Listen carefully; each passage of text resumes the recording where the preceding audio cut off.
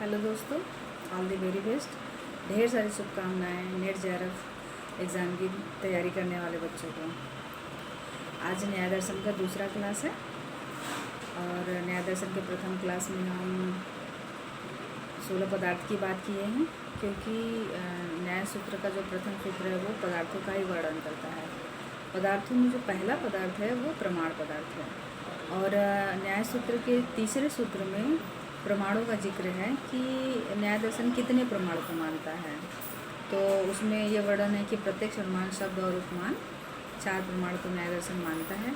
और जो चौथा सूत्र है वो प्रमाण में प्रथम प्रमाण प्रत्यक्ष का वर्णन करता है। तो आज हम प्रत्यक्ष प्रमाण की बात करते हैं और वो चौथा सूत्र गौतम मुनि का है कि इंद्रियार्थ सन्निकर्षोत्पन्नम ज्ञानम अव्यपदेश्यम अव्यभिचारी व्यवसायात्मक प्रत्यक्षम।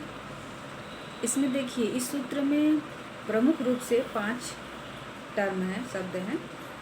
छठवां प्रत्यक्ष भी है, लेकिन प्रत्यक्ष प्रमाण की बात हो रही है तो उसे छोड़ देते हैं। पहला इंद्रियार्थ सन्निकर्ष, दूसरा ज्ञानम, तीसरा अव्यपदेश्यम, चौथा अव्यभिचारी और पांचवा व्यवसायात्मक। तो इन 5 टर्म को यदि आप समझ जाते हैं तो प्रत्यक्ष प्रमाण आपको क्लियर हो जाएगा। तो इंद्रियार्थ सन्निकर्ष पहला है।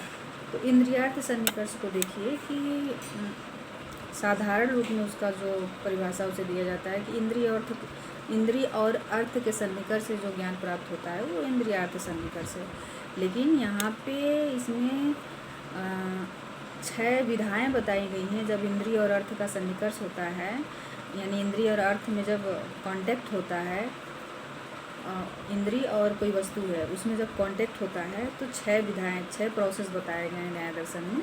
वो लंबा प्रोसेस है, उसके लिए अलग से वीडियो बनाएंगे। तो इतना ही समझ लीजिए साधारण वे में कि जब इंद्रिय और अर्थ के सन्निकर्ष से जो ज्ञान प्राप्त हो वो इंद्रिय सन्निकर्ष है, ज्ञानम। और उसके बाद अव्यपदेश्यम। इसमें अ क्यों लगा है? अव्यभिचारी।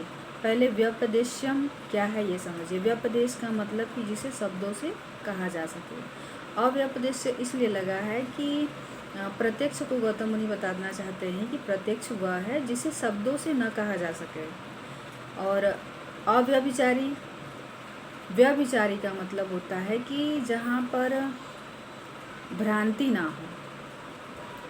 भ्रांति इन द सेंस, जैसे जहाँ जो ना हो वहाँ पर उसका दिखना। जैसे रेगिस्तान में जब धूप में वो मृग मरीचिका का उदाहरण मिलता है कि धूप की वजह से वो धूप जब लहर में आती है हवा से तो हमें लगता है कि वहाँ पे जल है, लेकिन वहाँ जल होता नहीं। यानी जहाँ पे जो वस्तु ना हो वहाँ पर उसका दिखना, यह व्यभिचार है। तो अव्यभिचार का मतलब कि भ्रांत रहित ज्ञान, और अव्यपदेश का मतलब जिसे शब्दों में न कहा जा सके। और ये प्रथम वीडियो में थोड़ा गलती हो गई है, माफ़ कीजिएगा आप लोग। हम उसे वहाँ बोल दिए कि जो अव्यपदेश ना हो, जो अव्यभिचारी ना हो, इसका वर्णन थोड़ा सा हम किए हैं प्रथम वाले वीडियो में। तो मतलब कि सूत्र में तो है ही अव्यपदेश अव्यभिचारी। कहना है कि जो व्यपदेश से ना हो, इंद्रिय और अर्थ के सन्निकर्ष से वह ज्ञान जो व्यपदेश से ना हो, जो व्यभिचारी ना हो और निश्चित ज्ञान हो, उसे प्रत्यक्ष कहते हैं। ये गौतम मुनि का प्रत्यक्ष का परिभाषा है। और व्यवसायात्मक, व्यवसायात्मक मतलब कि जो निश्चित ज्ञान हो। जैसे कि निश्चित, अब यहाँ भी आपका व्यभिचारी में भी आ रहा है कि निश्चित हो, लेकिन यहाँ पे ये है कि जहाँ जो ना हो उसका दिखना, ये भ्रांतिपूर्ण है। तो ऐसा ज्ञान ना हो। लेकिन अब इसमें व्यवसायात्मक में क्या अंतर है कि जैसे कोई अंधेरे में रस्सी है, उसको सर्प समझना, वहाँ पे कोई वस्तु है, ये नहीं कि वो है ही नहीं, उसके जैसे, उसके समान में, उसके तुलना में कोई वस्तु है, उसमें अन्य धर्म का आरोपित हो जाना, ये व्यवसायात्मक है। तो जो कि अभ्रांत ज्ञान हो, जो भ्रांति से रहित हो, ऐसे ज्ञान को गौतम मुनि कहते हैं कि ये प्रत्यक्ष ज्ञान है।